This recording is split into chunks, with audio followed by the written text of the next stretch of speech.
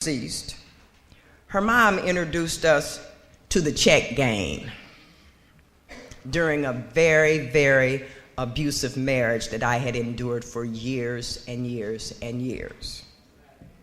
We both had two very young children, and my daughter is here in the midst today with her family. Amen. She nor my son ever knew, they never ever knew, when mom got up early in the morning and got them ready for school and got them off to school, that their mother was on her way to wherever to get money from banks. The only thing that those two children knew is that their mother took very, very good care of them, and it was always dinner on the table when they came home from school.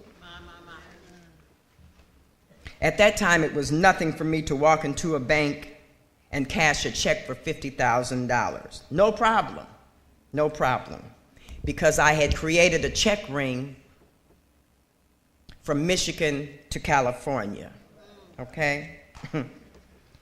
At that time, I thought it was a very lucrative job, okay? Back in that day, you could write checks for whatever you wanted. Mind you, this is the 1980s. And we did just that.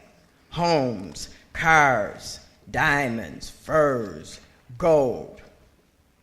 I even went as far as to open up a school in my home that taught young female and males, mostly welfare recipients when you was getting the ADC, how to live a better life with the check game. The younger the girls were, it was better. It was better because they stood a great chance of not going to jail, whereas I did. I can recall sending one young girl into the credit union who was a family member, and she came out with $20,000 in her hand. She got in the car and she looked at me, she said, "I don't know what to do with this, Dorothy." I said, "Okay, I do." All right? So as years went by, the drug game was introduced, selling, of course. The addiction had resurfaced. In 1983, I finally got a taste of jail in Flint, Michigan. I took my two children to a Michael Jackson concert in Detroit, and I left them later in the evening with a relative and headed to Flint to get paid. Woke up in the Genesee County Jail with a $100,000 bond on my head. I called home to my father, the late Reverend James Holloway. Elder was on his way to go get Kawan and Sparky and come to Genesee County to get me. I received a delayed sentence of 9 months after them spending thousands and thousands of lawyer fees and whatever. I was anxious. It was so easy to cash checks, or so I thought. Once again, I was back in the game, cashing more checks. I caught another case while out on delayed sentence, and another, and another. My dad asked me if I was crazy.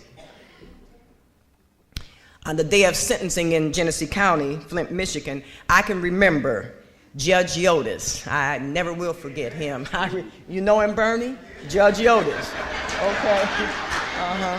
You know Yotis. He's a hard judge. I can remember him telling me, "Dorothy, you have robbed banks with a pen, an ink pen, instead of a gun." He said, "And I respect that." He says, "But young lady and Reverend Holloway, I'm going to have to take some of the wind out of her sails." Okay? He said, "Because she's cried wolf one too many times." Okay.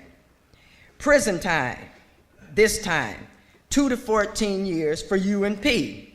Back in the 80s, you only did 30 days on a 2 to 14, non-assault of crime. Okay, so 45 days, I was back at home with Kawan and Sparky. And back on top of my check game once again. Okay? I felt like it was only a slap on the wrist, and I have a former Bonky with me